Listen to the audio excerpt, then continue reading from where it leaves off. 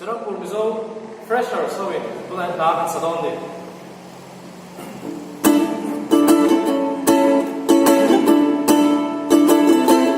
Katsandam tu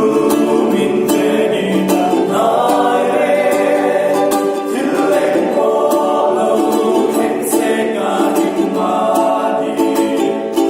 ipuilero apuyang pintua akun paro puitsunga akun paro puitsunga akun paro puitsunga tileng polo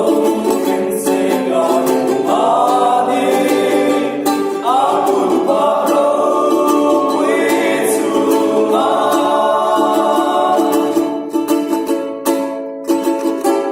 Amangay na sunga suatin mo Wala tute ao inbinsyelto At yan esuanin pepanin galit Akun araw puitsunga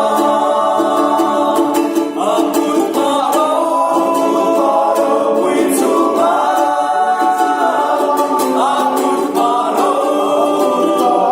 puitsunga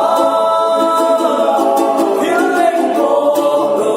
hensega himani Akun araw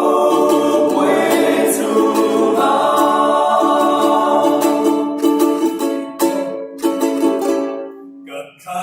Kakaraweng ininggal sa lova Abang nailagan ng maling siyelo